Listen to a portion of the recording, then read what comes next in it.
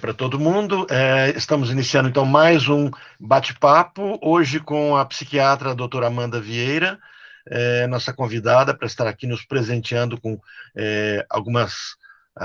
uma discussão sobre borderlines, né? É um tema bem interessante, muito falado, muitas vezes pouco compreendido, e eu acho que vai ser de muita utilidade para todos nós a compreensão de como é que se dá esse fenômeno, o fenômeno border na nossa sociedade. Doutora Amanda, fique à vontade, seja muito bem-vinda, a palavra é sua. Bom dia, gente, novamente. Bom, vamos conversar um pouquinho aí sobre transtorno de personalidade borderline.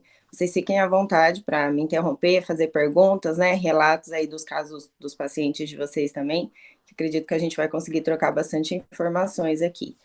Quando a gente fala, né, do transtorno de personalidade borderline, se a gente for trazer isso para uma visão médica, somente ali, né, para a medicina, para a psiquiatria, é de fato sempre muito difícil, porque uma coisa é a gente falar dos transtornos de humor, né, quando a gente pega um paciente, por exemplo, com um quadro depressivo, um transtorno bipolar, a gente está muitas vezes falando de algo muito episódico, que a gente consegue realmente trazer isso para a medicina, como uma alteração neurológica, neurobiológica, química, né, a gente consegue fundamentar muito mais, talvez, algumas razões para o transtorno.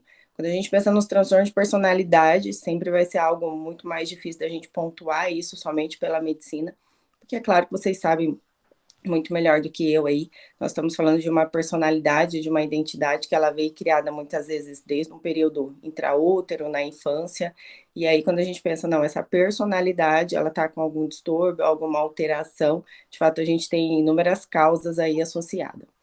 O transtorno de personalidade borderline, ele é algo comum na nossa sociedade, né? Só que raramente ele vem único, né? Esse paciente geralmente ele vem acompanhado de inúmeras morbidades associado e teoricamente a gente só pode fechar um diagnóstico, né, psiquiátrico pelo Código Internacional de Doenças quando esse paciente já tem mais de 18 anos, e se a gente for seguir o DSM aí, né, o Código Americano, a gente poderia afirmar esse diagnóstico a partir dos 16 anos.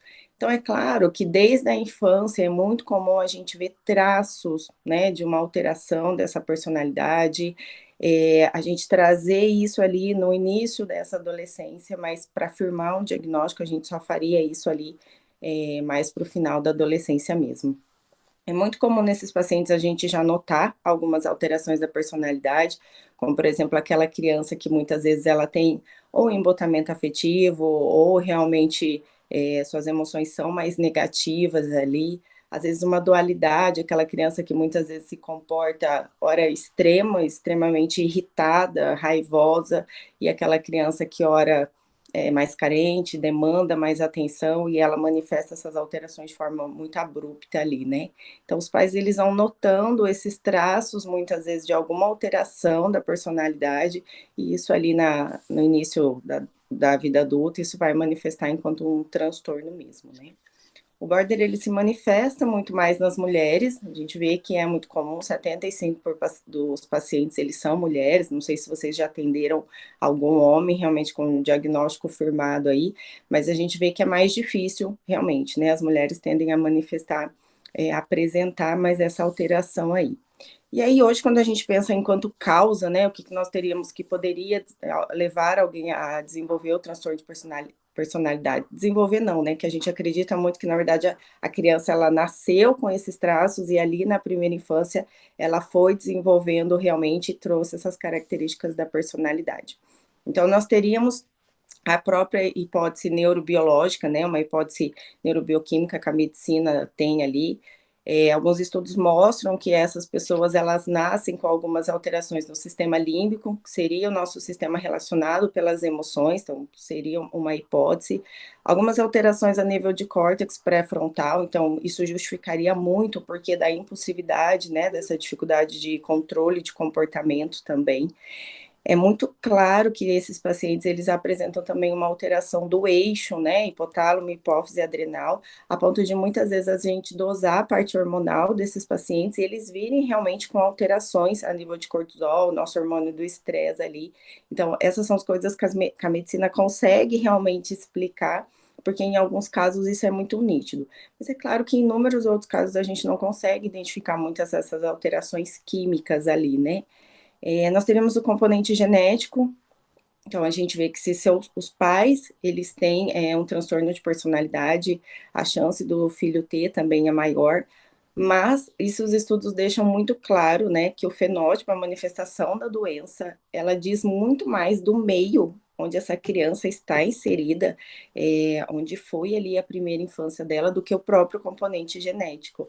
Seria aquilo que a gente sempre deixa claro hoje na psiquiatria, que nós não somos reféns da nossa genética, né? Então, como que foi desde o período realmente intraútero, parto, primeira infância, o meio dessa criança vai dizer muito como ela vai criar a identidade dela, né? A personalidade dela.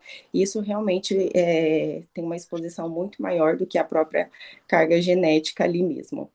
Os fatores psicossociais, isso também são bem característicos do quadro, né? Então, por exemplo, abuso sexual, a gente sabe que isso aumenta a chance em até 5 vezes da criança do adulto, né, depois manifestar um transtorno de personalidade, negligência na infância, né, falta da presença dos pais, muitas vezes separação dos pais, como a criança interpreta isso às vezes como um trauma realmente. Essas situações elas contribuem muito, né, para que alguém venha a desenvolver, venha a apresentar aí um transtorno de personalidade borderline.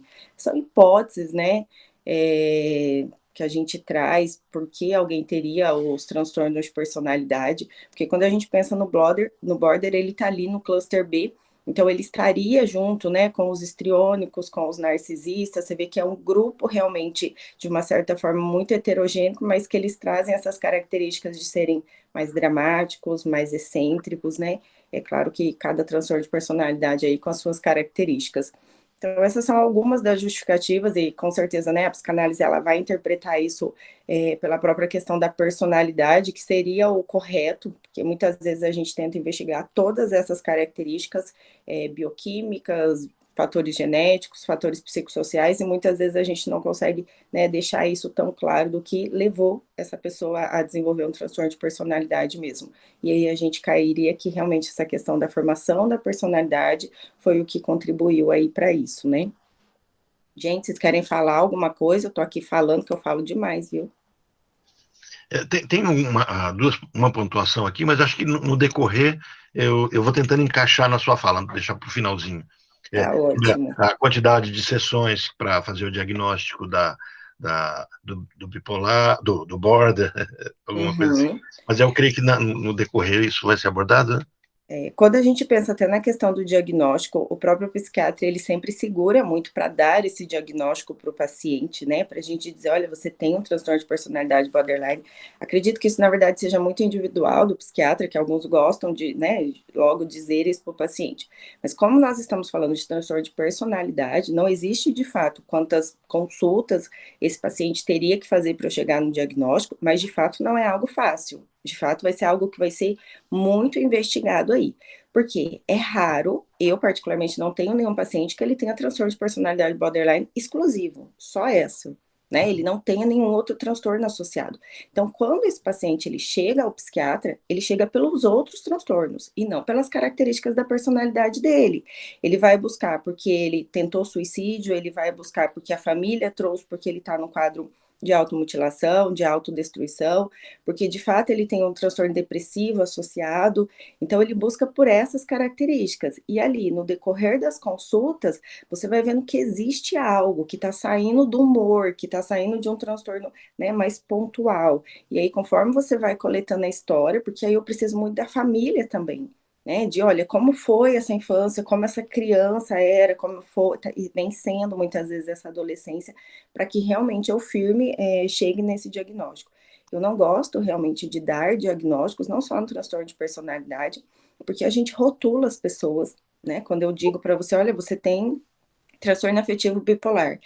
Dependendo do conhecimento da pessoa, de como ela vai trazer isso, se ela está em terapia, ela vai se sentir rotulada. E no Border eles utilizam muito isso, né? Até como uma característica deles de se colocar na posição de vítima, eles vão, né, muitas vezes eu tentei suicídio, eu briguei com alguém, e isso, é porque eu sou borderline. Então, é algo que a gente segura muito. Se esse paciente tem, por exemplo, um transtorno depressivo, muitas vezes a gente vai deixar claro que ele está em tratamento pelo transtorno depressivo dele. Apesar de a gente ter isso muito claro, apesar de muitas vezes igual, eu discuto muito isso com o terapeuta do meu paciente, mas é claro que a gente não vai, no primeiro momento, dizer isso para o paciente. Agora, quantas consultas em si, isso é realmente muito individual, né? Tem paciente que é muito escancarado, que você colhe a história e desde o início você começa a desconfiar que existe algo ali, alguma coisa da personalidade, aí você vai traçando qual seria, mas alguns não.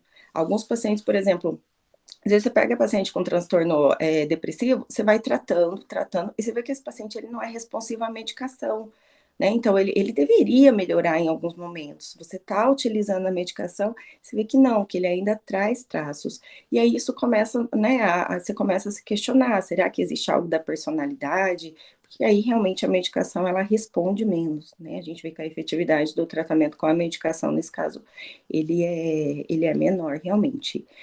Falando na questão aí do próprio diagnóstico, nós temos algumas características que nos fazem pensar no transtorno borderline, até para que a gente firme, né, o diagnóstico, eu preciso seguir todas as orientações ali do DSM, e aí a maior característica que a gente vai ter sempre vai ser essa instabilidade, né, instabilidade no quê? Em tudo, né, então o border, o próprio nome diz, essa personalidade limítrofe que está ali, né, tanto que, antigamente, o transtorno de personalidade borderline, ele já chegou a ser chamado de esquizofrenia ambulatorial, porque ele sempre fica ali, né, naquele limite entre a neurose e a psicose. Havia algumas pessoas que traziam como referência o borderline como uma esquizofrenia pseudo-neurótica, então eles sempre vão estar aí, né, rodeando entre a psicose e a neurose, realmente essa instabilidade afetiva, então aquela pessoa, né, que tem aquele relacionamento que ou ele é tudo, você é tudo para mim, eu te amo, e algum tempo depois ele é a pior pessoa do mundo, eu estou movendo um processo contra ele porque ele não presta. Então o border ele está sempre nos extremos, né? Ele está sempre oscilando ali entre o limite e o outro. Existe essa questão da personalidade também, de como a pessoa se vê, essa dificuldade de formar a sua identidade, de realmente se identificar, porque ele trouxe isso desde a infância, né? Essa oscilação na própria personalidade dele, em como ele estava se vendo, e ele deixa isso muito característico de não se reconhecer, de não se identificar ali, né? De oscilar nisso também. O Border, ele relata muito em consulta a sensação de vazio, né? Então, isso é algo que ele traz. E aí é sempre algo que nos acende uma luzinha ali de alerta, que é quando o paciente relata mesmo, né? Doutor, eu tenho uma sensação de vazio, eu não consigo preencher isso com nada, com ninguém. Tanto que o Border, ele tende a se relacionar mais com a pessoa que é carente, né? O que é o dependente emocional, que a gente diz que muitas vezes essa é a união que eles buscam mesmo. E aí você vê que ele tenta se firmar no outro, né? Não, ele precisa de mim, e aí é uma união realmente que acontece. O Border, ele tem muitas características de raiva, essa oscilação, esse humor muitas vezes abrupto, né? Repentino, essa resposta do humor muito repentina. E aí a gente tem uma questão que o border, a gente tende a notar essas características na adolescência. E se a gente parar para pensar, o adolescente como característica da própria fase de vida, ele também já é mais impulsivo e ele também é mais instável, ele também está formando sua identidade. Então, por isso que muitas vezes a gente firmar o diagnóstico, apesar de ser o período de maior, que mais ocorre o quadro, também é muito difícil. Porque às vezes será que ele está numa característica da adolescência, ele está se formando sua identidade, sua personalidade, ou será que essa personalidade ela já está indo para o distúrbio realmente, né? Tanto que a gente vê que suicídio entre adolescentes é muito prevalente, porque eles naturalmente eles possuem essa característica de impulsividade. E o border ele é extremamente impulsivo, né? Ele coloca sua vida em risco, seja em sexo sem proteção, seja em drogas, em acidentes de trânsito, né, de dirigir ali sem controle. Então, isso também são características de uma personalidade de um adolescente e também são características do border. A diferença vai estar sempre na intensidade e no prejuízo que isso gera, né, para a vida da pessoa. Não, então essas características estão prejudicando minha qualidade de vida, meu bem-estar. E a família traz muito, né? Quem está fora consegue notar que essas características da personalidade, elas deixaram de ser um traço comum e elas passaram a se tornar patológico realmente, né? Então, essas são algumas características que a gente vê ali quando a gente pensa na questão do diagnóstico, que vai fazendo a gente trilhar isso. Não existe tempo específico, né? O que a gente vê aqui, até para afirmar o diagnóstico, a gente tem que colher essas informações em várias áreas da vida. Então, a pessoa ela tem uma estabilidade emocional na vida pessoal, no trabalho, na questão cognitiva, na autoimagem. Ele é impossível em vários contextos da vida dele e traz essas características há muito tempo, né? Não é algo pontual. Não, doutor, ele começou a ser assim há 3 meses. Não, os pais geralmente eles relatam, né? Ele sempre teve essa característica, doutor, ele sempre foi assim, sempre foi mais nervoso, com raiva, explodia. E aí que vai fazendo realmente a gente pensar na questão do diagnóstico, né? Eu vi, Orlando, que teve várias perguntas aqui, mas eu Sim. não sei nem onde eu É, vejo elas. bom, tinha a Priscila tinha perguntado quantas consultas para avaliação, a senhora já falou, né, sobre isso. Aí o Ferdinando, ele colocou duas questões. É, sobre o lítio, como ele muitas vezes acaba comprometendo e agravando o sintoma, e a gente tem percebido em alguns pacientes que, como entram muitas vezes nessa questão da depressão, são tratados da depressão e os sintomas começam a se agravar. E aí algumas pesquisas mostrando que o lítio que agravaria isso. E dentro também desse contexto, ele fala assim, algumas pesquisas mostrando que após os 35 anos é, tem uma tendência a que os sintomas se diminuam. Se isso é fato, se isso tem alguma causa real. Quando a gente pensa no uso do lítio, então o lítio ele é o estabilizador do humor mais potente, mais antigo que nós temos dentro da psiquiatria, né? Mas o lítio, muito mais que um estabilizador do humor, ele é uma medicação que hoje, ele é a única medicação que comprovadamente ele teria uma ação anti-suicida. Como o border ele tem essa característica de comportamento autodestrutivo, a própria automutilação, as inúmeras tentativas de suicídio seguida, muitas vezes nós vamos utilizar o lítio nem pensando em estabilizar o humor desse paciente, porque a resposta seria extremamente baixa nessa questão. E realmente eu poderia agravar e até falsear se eu estou investigando um diagnóstico. Então o paciente ele veio para mim com um quadro depressivo e ele tem uma ideação suicida. Eu tendo a associar o lítio pensando que eu estou nessa questão de conter esse comportamento dele. Se ao longo das minhas consultas eu vou pensando, existe uma possibilidade de um transtorno de personalidade borderline, o fato de eu estar com lítio realmente vai me prejudicar, até na questão de eu investigar esse diagnóstico, porque naturalmente ele pode conter, ou ele pode realmente, como você disse, Fernando, expandir, porque igual o lítio, ele pode gerar em muitos pacientes essa irritabilidade. Mas, por outro lado, a gente vê como uma medicação muitas vezes necessária para eu conter a outra questão, que é a impulsividade, que é o comportamento autodestrutivo. E assim, até numa questão, esse paciente relata para mim, olha, eu tenho uma ideação suicida.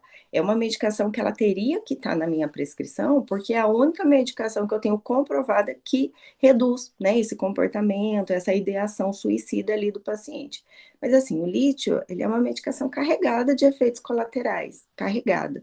Se eu saio da psiquiatria tradicional, que eu trabalho com a medicina integrativa, hoje a gente tende a usar o orotato de lítio, né? Porque assim, a gente usa o carbonato, e aí eu tenho que usar uma dose muito alta de carbonato de lítio, muitas vezes eu vou chegar em 1 grama, né, da medicação para fazer esse lítio agir dentro da célula, para eu conseguir o efeito do lítio que eu gostaria. O orotato, ele é uma forma do lítio que ele consegue agir mais. Aqui no Brasil a gente não utiliza muito o orotato, né? Fora do Brasil o orotato de lítio ele é utilizado como suplemento e não como medicação. E isso tende a ajudar quando a gente pensa nesse comportamento suicida, não como estabilizador do humor, mas como na prevenção do comportamento suicida. Então, assim, existem algumas maneiras que a gente vai tentando frear, porque, como eu disse, esse paciente ele não vai ser um border puro, né? É muito raro ele ser. Então, às vezes, eu vou estar utilizando medicações para outras questões que ele tem associada, por exemplo, se ele tem um transtorno bipolar, eu preciso estabilizar o humor dele, com certeza. E aí existe uma grande possibilidade de eu realmente prejudicar, né, vir agravar aí a questão do transtorno de personalidade mesmo. Outra questão que você traz é que acima dos 35 anos, esses pacientes melhorariam, né? Fato. Então, nós temos duas possibilidades. O que a gente vê, os estudos mostram, e é bem característico na prática, após uma média de 10 anos de tratamento, e ali por volta dos 30 anos da pessoa, 35 anos dos pacientes, eles tendem a melhorar. Mas melhorar no quê? Principalmente na impulsividade. Então, esse comportamento impulsivo, de uso de drogas, de muitas vezes de automutilação, de inúmeras tentativas de suicídio, aquele paciente que tem explosões, né, uma reatividade de explodir, de causar, procurar brigas, isso tende a reduzir, né, com muito tempo de tratamento, que a gente parte do princípio que nesses 10 anos ele estaria também em terapia, com certeza, e pela idade, né, então esse comportamento impulsivo reduz. Agora, a característica do humor, isso não, né, a gente vê que muitas vezes o paciente, ele mantém esse humor muitas vezes mais instável, esse humor mais negativo, o humor é mais difícil da gente conseguir ter essa resposta positiva. E aí a gente vê que muitas vezes o paciente com transtorno de personalidade borderline, que ele veio ali na infância, na adolescência, na vida adulta, ele pode realmente cair num quadro depressivo, às vezes até pelo histórico, né? Geralmente esse paciente já teve conflito com toda a família, ele não conseguiu estar num relacionamento duradouro. E aí é comum na vida adulta ele entrar realmente num quadro depressivo. A Priscila faz um questionamento sobre a relação border-bipolaridade, porque a psicanálise acaba trazendo o border muito vinculado à histeria e jogando o bipolar muito nesse episódio maníaco-depressivo vinculado aos neuróticos obsessivos, que no passado acabava sendo um pouquinho vinculado até à própria loucura. Como é que hoje a psiquiatria lida com esses dois fenômenos, esses dois transtornos? A gente vê como uma comorbidade, né? Muito comum mesmo. Então, o border, ele tende muito a estar associado a um transtorno depressivo maior ou um transtorno afetivo bipolar. É muito comum a gente ter realmente os dois quadros juntos no paciente. É um diagnóstico diferencial também. Então, quando o paciente chega para mim com essas oscilações do humor, a gente tem que investigar. Mas os dois quadros, eles podem acontecer muito junto, porque a psiquiatria divide muito, né? Um é um transtorno do humor, então eu tenho um transtorno episódico, que está mexendo no humor dessa pessoa, e o outro tem um transtorno da personalidade, realmente. As duas coisas podem acontecerem juntas, mas no primeiro momento eu sempre vou ter que fazer esse diagnóstico diferencial, né? Se eu tenho os dois transtornos ali associados. Quando a gente pensa no transtorno bipolar, a gente vai pensar muito nos episódios, né? Então, ao longo da vida, esse paciente ele ficou no episódio depressivo, talvez em algum momento da vida dele, ele vai ter 2, 3 episódios ali de mania, de hipomania. E no border você vê que essa oscilação do humor, ela é muito mais diária, muito mais frequente, né? Ele vai mudando ali. Então, isso são algumas coisas que nos fazem diferenciar os dois, mas as duas doenças, elas podem acontecer juntos, os dois transtornos. Eu tenho um paciente, o diagnóstico médico para ele é de bipolaridade. Está sendo tratado pelo psiquiatra como bipolar. Mas de vez em quando eu que entro na crise, não ele, de muita característica border, uma oscilação de humor diário, assim, por exemplo, ele manda uma mensagem para mim e fala assim, vou me matar, vou dar um tiro na cabeça. E eu tenho um vínculo com ele que, assim, todas as vezes que a ideação suicida vier, ele tem que verbalizar em áudio para mim, só, mesmo que eu não responda, mas eu preciso que ele verbalize. E ele manda aquele áudio que, se eu não souber quem é ele, eu penso, deu um tiro na cabeça. Aí eu falo assim, tá tudo bem? Eles, já passou. Então foi assim, um ato da esposa, um ato do filho, ele quer se jogar na frente de um carro, ele quer morrer, ele vai dar um tiro, a vida não é interessante, mas dali a pouco ele está normal. Aí tem dia que ele oscila 3, 4 vezes no mesmo dia, assim, com picos, né? Do êxtase, eu estou muito bem, eu casei com a mulher da minha vida, era melhor, a vida não presta, eu acabei minha vida casando, muito interessante. De fato, as características que você traz nos faz pensar muito no border, né? Porque você vê que o bipolar ele jamais oscilaria assim tão intenso durante um dia. E outra questão é essa reatividade dele. Isso é muito mais característico do border, né? Então, diante de um estímulo estressante, muitas vezes seja ele bom ou ruim, repara que a resposta dele é muito intensa, né? Então, eu briguei com a minha esposa. Uma coisa que poderia ser diária, não, eu vou me matar porque eu briguei com a minha esposa. Então, essa resposta reativa, essa disforia dele, isso de fato já nos faz pensar no border. Uhum. Eu sempre digo, eu adoro conversar com os psicólogos que atendem meu paciente, exatamente pela questão que eu falei. Então, às vezes, meu paciente me questiona, eu digo, olha, você está tratando porque você tem um diagnóstico de um transtorno bipolar. Mas eu tenho ali para mim que também ele é um border associado. Mas se eu digo isso para ele, ele vai usar isso muitas vezes com a esposa. Então, se você terminar comigo, eu realmente vou me matar porque você sabe que eu sou borderline, mas eu acho que entre os profissionais isso é muito importante. Quando a gente pega um paciente que já está em terapia, esse paciente ele está, né, passando por uma psicoeducação, é muito importante às vezes a gente dar esse diagnóstico para que ele se entenda, ele consiga se interpretar e lidar com isso. Mas eu acho que existe um momento muito específico, né, igual para você chegar e falar para ele, olha, eu vejo realmente que você tem características de um transtorno borderline aí, porque a pessoa ela tem que estar preparada para conseguir receber essa informação e lidar com isso, né? Teve mais alguns questionamentos aqui.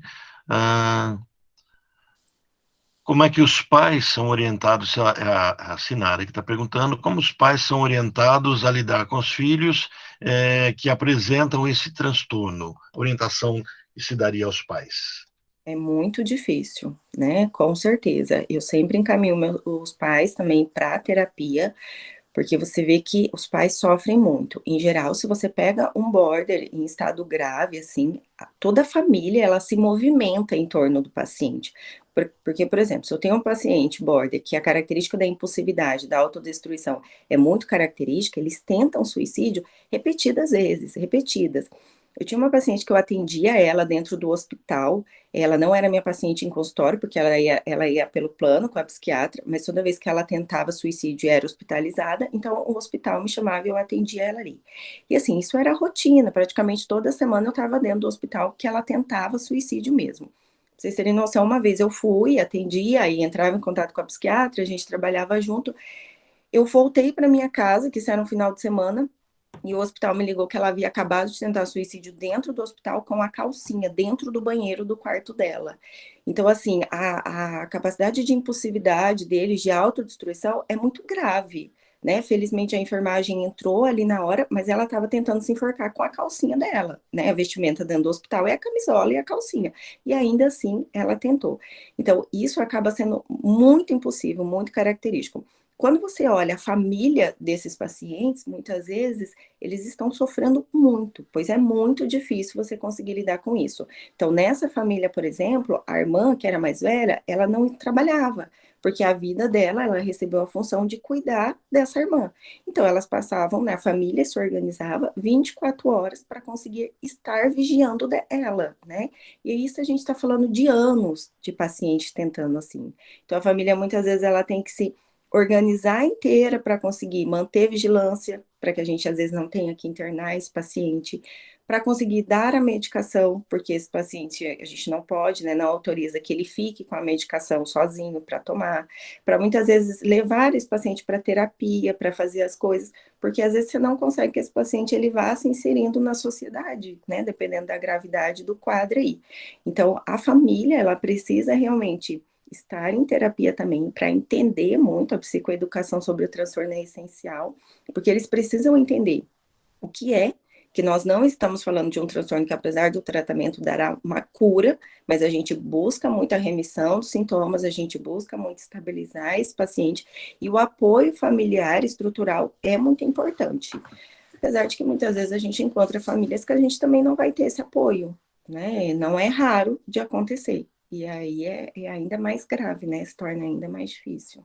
Quando a gente não encontra na própria família o pai ou a mãe também portador de alguma característica bipolar, É, né? que é o mais comum, né? O mais comum mesmo. A gente vê que já veio muitas vezes de uma família desestruturada em algum sentido aí, social, emocional, que culminou aí na questão da pessoa. É claro que existem borders que é muito mais tranquilo, né? Que apesar da oscilação do humor, eles vão seguir a vida deles, claro, vão trabalhar, vão estudar, vão casar, vão seguir a vida deles. Mas existem situações do quadro muito grave, realmente muito mais extremo. A Sinara está perguntando aqui uma coisa também interessante, onde ela fala assim, é, Pensando em termos de prevenção, é possível na gravidez ou na primeira infância, ela coloca na gravidez, e eu estou adicionando primeira infância, que os pais, a mãe em especial, tome algum tipo de cuidado específico para que para proteção do bebê, da criança? Eu acho que a maior proteção seria amor, viu, para a gente falar aí. Mas, de fato, se a gente for levar isso pelo lado da medicina, hoje a gente sempre diz que ninguém engravida, né? Que você tem que pensar, olha, eu estou planejando minha gestação. Então, aí a gente vai cair em várias questões, né? Que hoje a gente tem, que a mulher, ela precisa. E aí eu estou dizendo, né, pensando lá da medicina integrativa que eu trabalho ali, a gente precisa desintoxicar esse organismo, a gente precisa ter certeza que essa mãe ela não tem uma alteração, nenhuma desbiose intestinal, a gente tem que ter certeza que a parte de vitaminas, a questão hormonal está tudo muito adequado. Então, é um organismo que ele está pronto para gerar, né? Para ter um feto ali. Por exemplo, no autismo, no déficit de atenção. Hoje, inúmeros estudos já deixam isso muito claro, que alterações da mãe, do pai também, contribuiriam para o quadro. Por exemplo, uma desbiose intestinal. Então, assim, quando a gente pensa na parte orgânica, é um corpo que eles têm que estar preparado para gerar. E hoje até obstetras deixam isso muito claro, que é, vamos planejar uma gestação, vamos, né, preparar o corpo dessa mulher, desintoxicar, desinflamar, e por tudo que a gente precisar aí de vitaminas de suplementação para que a mulher consiga gerar essa criança.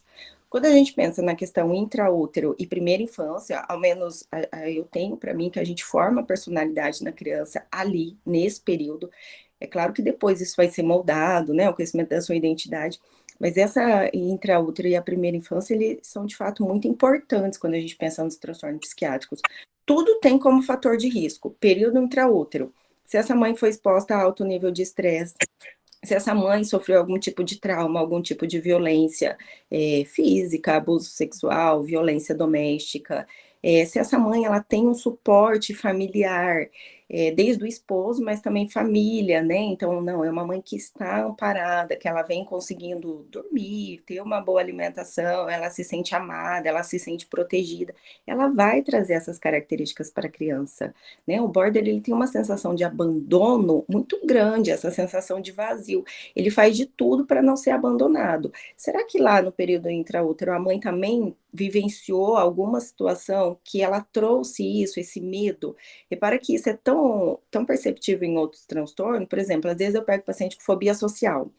É muito claro, você vai perguntar para a mãe também tem, né? A mãe, nossa, eu nunca consegui falar, eu nunca consegui me expor. E aí é claro que ela foi trazendo essa superproteção com a criança, esse medo. A criança vai pegando isso em vários sentidos, né?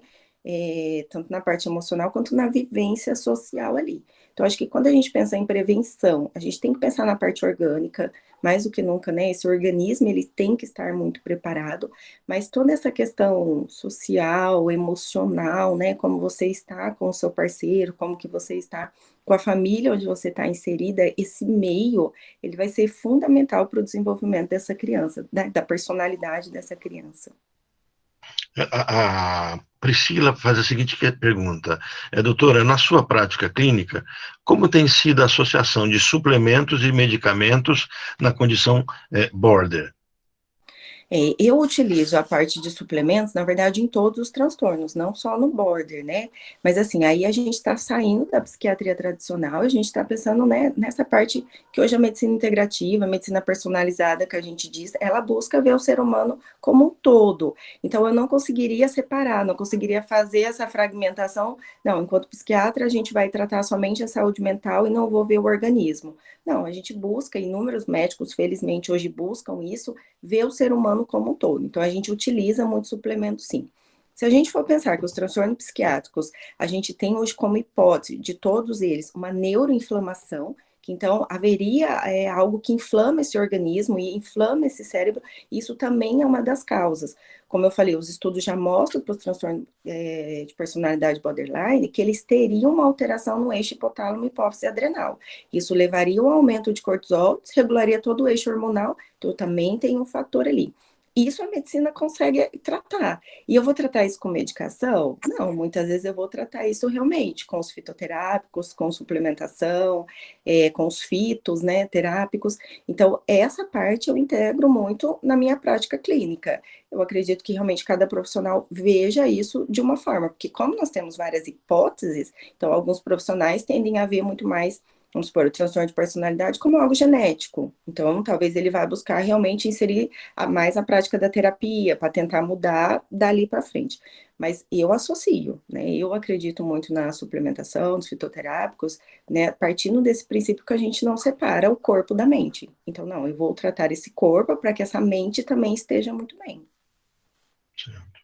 A Sinara pergunta assim, antes de eu colocar a pergunta da Sinara, eu tinha uma paciente que o diagnóstico era de de bipolaridade. Ficou internada um tempo, numa crise, começou a alucinar e se sentia perseguida, desenvolveu paranoia. Dentro desse quadro todo, um dos medicamentos que ela tomava era o lítio. Né?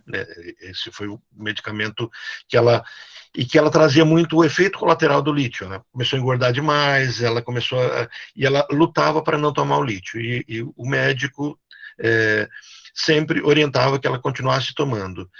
E ela começou uma dieta alimentar buscando o lítio através dos alimentos. Então ela fazia um teste, eu não sei qual é esse teste, né? Um teste para verificar a quantidade de lítio no corpo, sempre via que havia um déficit, e aí eu que acabei ajudando ela a buscar alimentos que continham lítio, essa era a busca. Mas a minha busca era muito intuitiva, e mais suplementando a busca dela, estimulando ela a continuar com o tratamento médico, que eu nunca tenho, esse não é meu papel, nunca desautorizar o médico, a autoridade para isso é do médico, né?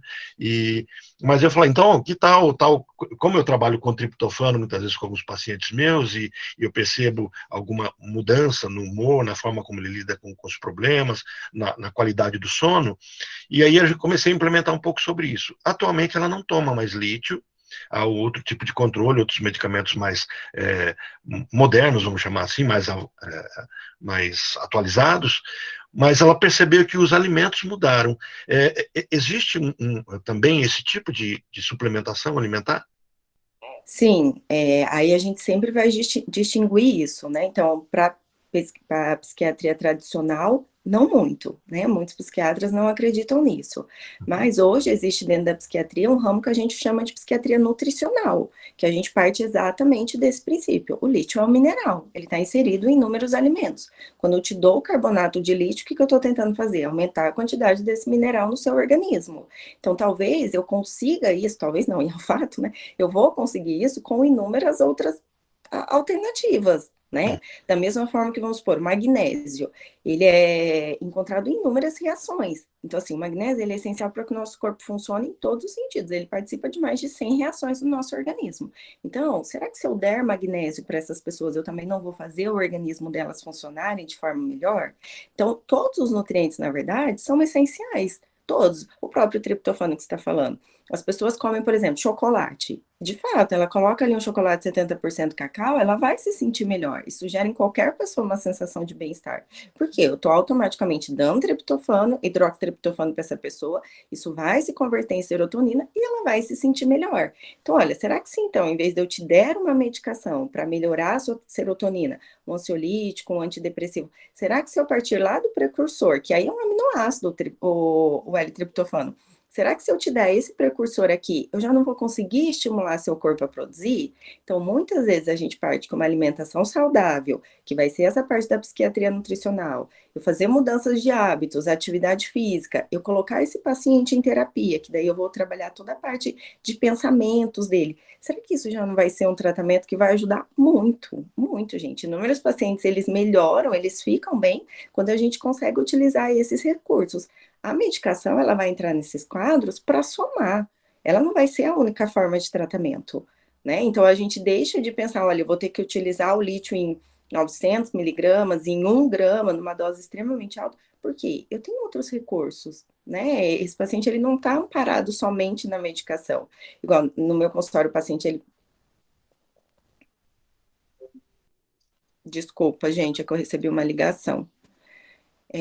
No meu consultório, o paciente ele passa por mim e ele passa pela nutricionista. Então, a nutricionista da minha clínica ela é especializada nessa parte de transtornos mentais, de doenças, né? Ela não vai trabalhar a parte de dietas especificamente, não. Ela trabalha isso vinculado a doenças, que hoje a gente sabe que a pessoa que ela tem alguma doença, por exemplo, uma doença autoimune, ela é muito mais propensa a desenvolver um quadro psiquiátrico também. Então, assim, ver a alimentação como uma forma de tratamento, isso é essencial, não só na psiquiatria, né? Mas em inúmeras patologias, por exemplo, na endometriose, ovário policístico. Não tem como tratar essas doenças se a gente não melhorar a alimentação desses pacientes, né? Eles têm uma alteração, uma resistência insulínica super importante. Então, hoje a gente vê a alimentação como um tratamento, com certeza.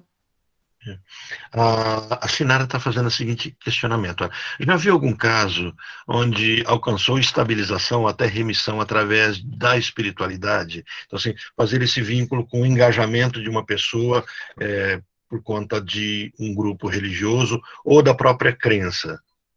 Se eu for te dizer, na minha prática do transtorno borderline, não exclusivamente. Mas a gente também, né, vê a espiritualidade como um tratamento, sim. E isso é bacana que a medicina ela tem puxado muito isso, né? Então, hoje, vários estudos têm mostrado o quanto que a espiritualidade ela pode vir como um pilar do tratamento também, para melhorar muito. Eu acredito que quando a gente pensa nos transtornos de personalidade, essa questão da espiritualidade, ela tem um peso ainda maior, né? Porque, como a gente diz, a resposta medicamentosa é baixa. Então, a gente associar esses outros pilares, com certeza, é essencial. A Cileuza, ela diz assim, doutora, você citou o autismo também e a relação da desintoxicação da mãe ao engravidar. Tinos Smith e Tom Jansen atribuem o autismo aos medicamentos, às vacinas, o alumínio, agrotóxico, ar e também as condições genéticas. Poderia, então, ocorrer com os borders o mesmo fenômeno? É uma boa pergunta. Será que poderia, né? No próprio autismo, uma grande parte da psiquiatria é totalmente contra a hipótese que você traz, né? Eu também tenho estudado muito, eu também parto desse princípio, que é o que a gente vê muitas vezes até na prática clínica, mas os estudos, alguns já têm mostrado isso, que essas mães estariam intoxicadas por metais pesados, por agrotóxicos, estariam inflamadas, então isso geraria toda uma desregulação no organismo delas, uma desbiose, isso de fato poderia contribuir para que essa criança nascesse com um quadro de autismo. Isso, na verdade, a gente vê essa base em qualquer transtorno psiquiátrico, né? Não só no autismo, é que hoje o autismo é o que mais vem sendo estudado quando a gente pensa principalmente a nível de intoxicação por metais e desbiose intestinal. Mas isso estaria relacionado a todos os quadros psiquiátricos, na verdade. Né? Então, e aí não só a mãe, mas eu. Será que eu, enquanto pessoa, se o meu organismo está intoxicado, se eu estou inflamada, se eu tenho uma desbiose, será que isso não vai fazer com que o meu organismo fique mais propenso a desenvolver um transtorno psiquiátrico? Porque se o meu corpo está tão ruim, minha mente também vai ficar, né? É a via bidirecional que a gente diz ali. Mas, de fato, hoje os estudos trazem muito mais isso para o autismo. A gente poderia fazer um vínculo dessa questão da desbiose intestinal com esse pensamento de um segundo cérebro que nós Com temos na parte certeza. intestinal, porque isso muitas vezes é pouco falado e É. a gente percebe que é muito valorizado, né? O intestino, na verdade, é a nossa porta de entrada para tudo, né, gente? Ele seria, assim, a gente considera o intestino o segundo cérebro, exatamente quando a gente pensa na produção de serotonina, né, que haveria ali uma produção intestinal para dar isso agir a nível cerebral. Mas se a gente for trazer isso para a pandemia, pensando em imunidade, a nossa imunidade começa no nosso intestino, né? Então, a nossa saúde, ela começa no nosso intestino. Só que o intestino, ele funciona à base da alimentação. Então, se eu tenho uma alimentação errada, e quem não se alimenta errado hoje, não é mesmo? 90% da população mundial, então uma alimentação rica em açúcares, rica em porcaria, industrializados, agrotóxicos, isso vai gerando essa inflamação a nível intestinal, isso vai prejudicando o funcionamento do intestino, e é claro que isso vai repercutir na saúde como um todo, inclusive na saúde mental. Ok. A Regina Pérez, ela diz assim, na verdade ela faz uma observação só, né? A doutora traz um olhar completo para os seres complexos, que alegria conhecê-la. Alimentação e suplementação como tratamento. Então é uma fala dela, né? E a Sinara nos diz assim, você vê alguma contribuição da prática de mindfulness como apoio aos pacientes com esse distúrbio de personalidade? Muito, na verdade, qualquer prática de meditação, de mindfulness, eu vejo isso como benéfico em inúmeros transtornos, né? Então, eu tento sempre começar a mostrar para o meu paciente, pelo menos, o que que é. Às vezes eu falo para ele, gente, digita nem que seja no YouTube, mas vai lá. Por exemplo, essa questão do cortisol alto. Gente, quem que não passa por estresse hoje, né? A pandemia vem gerando uma alteração de estresse de cortisol aí nos pacientes altíssimo. E aí a meditação ela vem como comprovação científica que seria algo que consegue realmente, né, baixar nosso nível de estresse, melhorar nosso nível de cortisol ali. Então, com certeza, isso é fundamental. Hoje, dentro da clínica, a gente tem uma terapeuta que ela trabalha com essa parte quântica, porque eu e minha esposa, a gente acredita muito nisso, né? A gente vê que a gente está no mundo que é realmente, as pessoas estão mais estressadas. Se a gente não tiver esses refúgios, se a gente não cuidar da nossa espiritualidade, se a gente não cuidar da nossa saúde mental, não enquanto medicação, realmente é muito difícil a gente conseguir seguir bem. Então, essas são práticas que a gente tem que inserir isso no nosso dia a dia. Né? Não dá para a gente pensar, eu sempre falo para os pacientes, não é para vocês ir lá falarem que vão fazer meditação todo domingo. Não, eu preciso que pelo menos todos os dias você tenha 10 minutos que seja, mas isso ajuda muito na nossa qualidade de vida mesmo, né?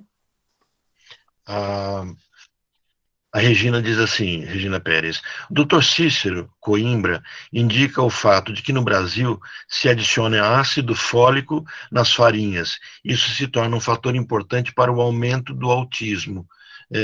Você teria essa percepção?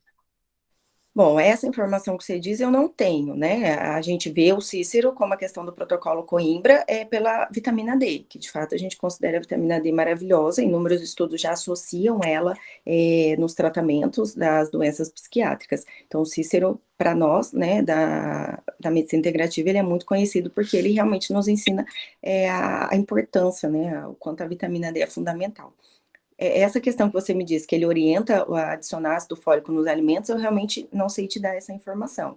Em geral, na prática, hoje a gente tende a utilizar muito mais o metilfolato, que seria o princípio ativo do ácido fólico, do que adicionar ácido fólico na alimentação, porque a gente vê que, principalmente muitas mulheres, elas têm uma alteração genética, né, uma mutação, e aí não conseguem fazer essa conversão do ácido fólico no metilfolato. Então, por exemplo, em gestantes, mulheres que querem engravidar, a gente tende a dar já o metilfolato. Isso até Ela, na medicina tradicional, desculpe, né? desculpe interrompê-la, mas ela está fazendo uma correção, porque ela escreveu se adiciona e era não adicionar, então parece que é o ato de Ah, não tá. adicionar.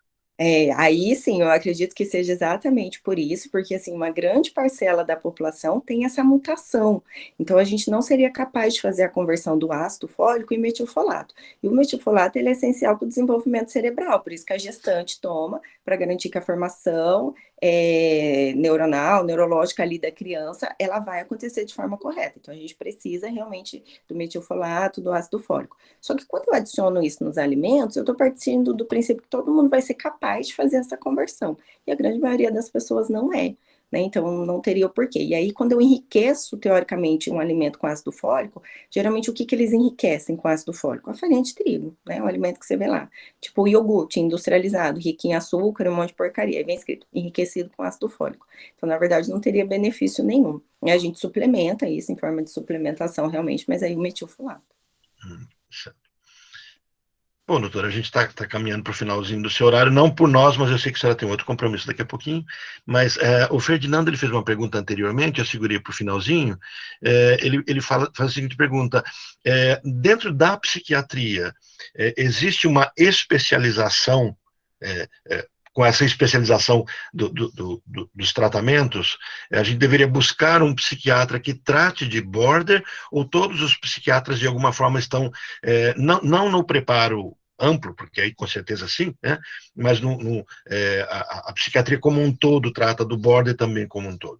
Existe uma especialização específica? Seria Pensando isso? na questão de especialização, não, mas existem de fato psiquiatras que eles se especializam no sentido, né, de foram fazendo cursos, foram estudando muito mais a fundo. Por exemplo, você pega alguns psiquiatras que são referência em transtorno bipolar, né? Então você vai pegar alguns psiquiatras que são referência no transtorno de personalidade também. Eu acredito que tem, assim, não teria nenhum para te indicar, mas você vê que, em geral, o psiquiatra, ele tende a buscar cada um seguir uma linha, né? Então, eu atendo mais a demanda de dependência química, eu atendo mais a demanda de transtornos de humor e atendo mais a demanda dos transtornos de personalidade. Isso a gente vê que acaba direcionando, sim, mas aí ele vai se especializando em forma disso, né? De cursos, de estudos, realmente. Ok. Bom, será que quer fazer algum fechamento, alguma coisa? Gente, queria agradecer pelo convite, viu?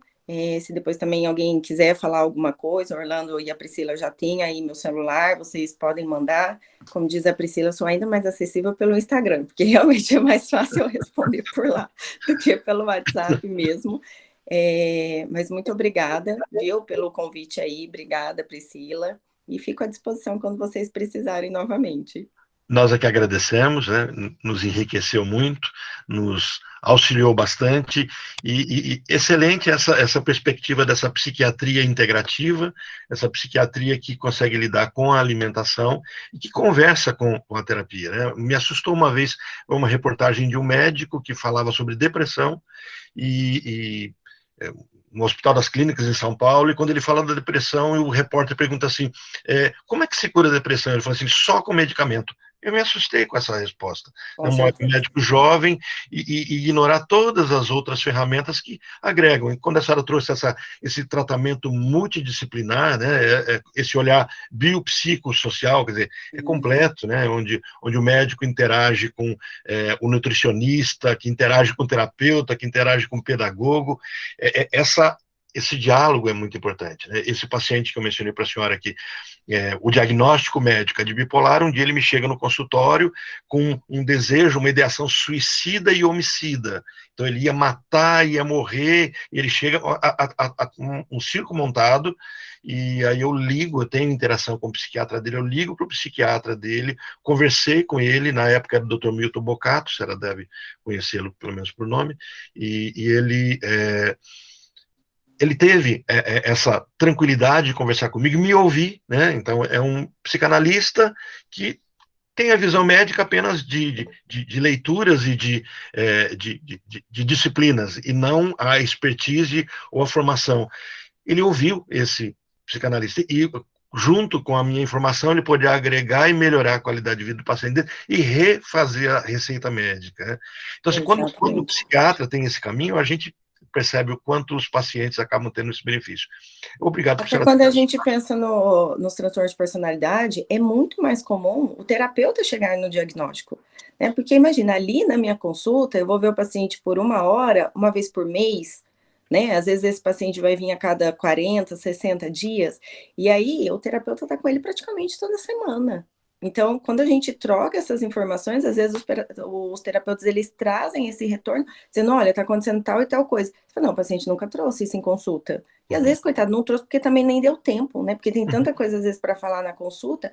E aí, quando você vai na terapia toda semana, quando você junta essas informações, realmente quem se beneficia muito disso tudo aí é o paciente. Doutora Amanda, eu quero te agradecer em especial, né, por ter atendido ao meu convite para o nosso grupo. É uma honra conhecer uma profissional tão completa quanto você, né, que vê o ser humano como um todo, não só uma doença, né, isolada. É muito gostoso te conhecer. Eu sou sua paciente, meu marido, minha filha, eu confio na tua conduta e eu quero te agradecer de todo o coração por ter atendido aí ao nosso convite. Que Deus te abençoe, continue iluminando a tua trajetória, que está sendo linda. Amém. Obrigada, viu, Priscila? Quando precisar, você pode me falar. Fechando, né? A Sinara faz uma última pergunta, que seria: teria alguma dica específica para os terapeutas lidarem com esses pacientes que trazem essa carência externa, esse vazio tão grande, né? E no consultório a gente percebe a queixa de dizer assim, a vida não tem sentido, o vazio é muito grande, a necessidade de se mutilar. Eu recebi um vídeo uma vez de uma border, ela pegando a faca, ela pega uma peixeira e passa no pulso, e eu confesso que eu pausei o vídeo, falei, não vou ver, fui para o final do vídeo para ver se ela tinha se cortado. E ela se cortou, a sorte é que a faca era cega. E aí, na sessão, eu disse para ela assim, você não queria se matar, né? Porque você sabia que naquele lugar que você cortava, não morre, né? Se machuca. E ela disse assim, você acertou, eu não queria me matar, mas eu queria chamar atenção. Então, assim, porque o vazio é tão grande que precisa tampar. Há alguma dica que eu poderia deixar para todos nós? Duas questões, quando a gente pensa até na automutilação, ela de fato, ela não terá um caráter, uma ideação suicida, né? A automutilação, eles realizam muito com essa questão de alívio de angústia, alívio da dor, realmente. É o comportamento autodestrutivo que eles vão fazer isso de alguma forma, realmente. Mas dificilmente a automutilação, ela terá esse caráter, né, de não, eu quero me matar realmente. Até porque o border, quando quer se matar, ele realmente verbaliza isso de forma muito clara, né? Agora, eu acho que o maior orientação aí, se eu pudesse dar para vocês, para qualquer terapeuta, sempre seria cuidem de vocês, né? De vocês. Isso é essencial, porque assim, o border, ele gera uma contrarreferência na gente, né? É aquele paciente que você vai atender, muitas vezes você se sente incomodado com aquilo, porque o border, ele vê muitas vezes outras pessoas sofrendo, ele vê que a família está se desestruturando por causa dele, e ele porque é egocintônico o negócio ali do border, né? Ele se vê na posição de vítima e os pensamentos, o comportamento dele confirmam isso. Então ele tem muita certeza que ele é a vítima. Então, para ele, o terapeuta, a família, nós somos culpados, nós não estamos ajudando. E assim, a gente tem que muitas vezes estar muito firme, não deixar que aquilo nos abale, a gente tem que estar muito bem emocionalmente para pensar, ele é um paciente, ele está num quadro de transtorno, eu preciso me fortalecer para ajudá-lo. Apesar de muitas vezes, né, o border ele tá ali querendo te ofender, eles são às vezes hostis nas palavras, né? Eles tentam te atingir e você realmente, enquanto terapeuta, enquanto profissional, você tem que estar do lado numa posição muito firme e para isso você precisa estar muito bem em todos os sentidos para conseguir lidar com aquilo e pensar, não, eu tenho um plano terapêutico aqui, eu tenho muita coisa para conseguir fazer para ajudar essa pessoa. Muito obrigado, maravilha. Cuidar de Nada, nós mesmos para darmos conta do outro, né? A exatamente. teoria das máscaras no avião. Primeiro põe o oxigênio em você para depois você cuidar de quem está do seu lado. Exatamente, melhor exemplo seu. Doutora, muito obrigado. Obrigado por ter aceito esse convite. Nos enriqueceu muito. Estamos também todos à disposição. Depois eu coloco os seus contatos nas redes sociais para os nossos colegas, todos daqui. E aí também conhecemos mais esse trabalho da sua clínica. Tá bom?